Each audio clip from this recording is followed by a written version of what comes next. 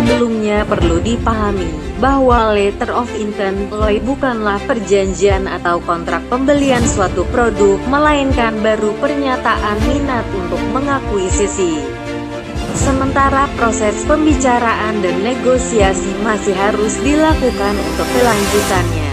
Nah, terkait rencana pengadaan kapal perang, rupanya ada yang terlewatkan dari warganet, bahwa Kementerian Pertahanan Indonesia pada Agustus tahun 2020 telah mengeluarkan LOI kepada Kemenhan Perancis untuk pengadaan frigat Lafayette Class. Bukan hanya frigat Lafayette Class. LOI yang ditandatangani Menteri Pertahanan Prabowo Subianto juga menyebut nama kapal selam Scorpion Class, rudal Exocet, dan pesawat tempur Rafale. Ketiganya boleh dibilang sudah ramai dalam cuitan warganet, sebaliknya agak sepi tentang frigat Lafayette Class. Padahal sudah lebih dari sekali frigat ini mampir dan sandar dalam kunjungan persahabatan di Indonesia. Lepas nanti, apakah LOI akan meningkat menjadi model berujung ke kontrak pembelian? Namun menarik untuk dicermati, seperti apakah sosok frigat dengan kapabilitas stealth ini? Lafayette Class terbilang frigat yang lumayan laris di pasaran dunia, dibangun oleh Naval Group D per jam DCNS. Populasi frigat ini setidaknya ada 20 unit.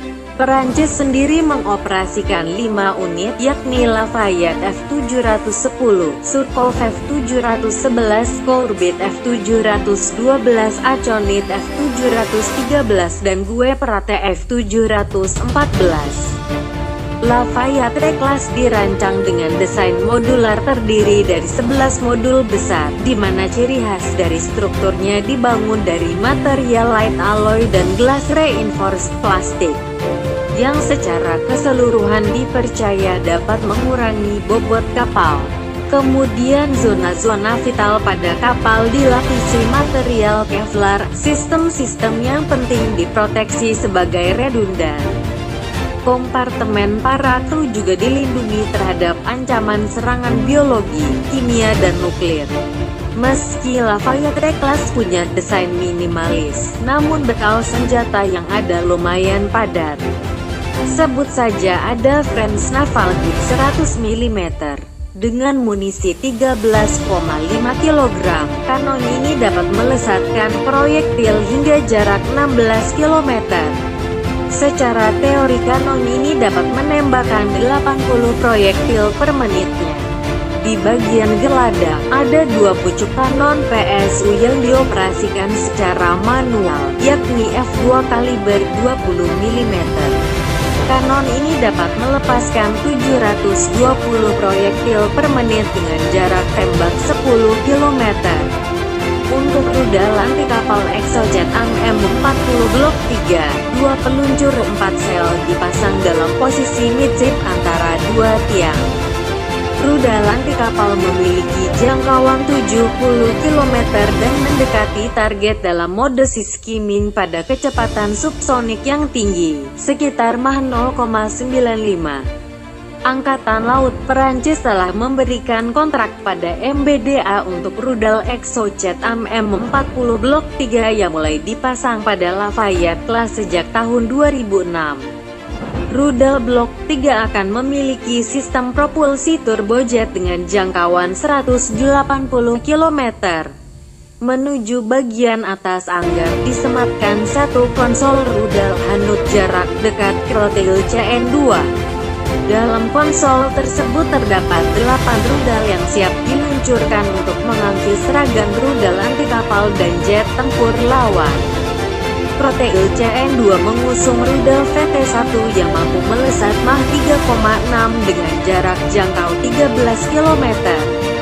Rencananya ke depan Lafayette Class akan mendapatkan upgrade berupa instalasi rudal Aster 15 yang mengusung konsep Vertical Launching System VLS. Sistem propulsi Lafayette Class mengusung teknologi kombin diesel and diesel CODAD. Sistem ini didasarkan pada 4 mesin diesel SMT-PL Stick 12 PA6 T280 STC dengan kekuatan 21.000 tenaga kuda. Dua poros mendorong propellan pitch yang dapat dikontrol. Sistem propulsi menyediakan kecepatan maksimum 25 knots dan pada kecepatan ekonomis 12 knots, jangkauannya adalah 17.000 km. Tanpa bekal ulang, Endurance Lafayette Class bisa mencapai 50 hari. Frigat ini dilengkapi flight deck untuk didarati helikopter medium seberat 10 ton, seperti AS-565 Mega Panther, SA-321G Super Frelon atau NH-90. Dek penerbangan dapat digunakan hingga level gelombang Sister 6.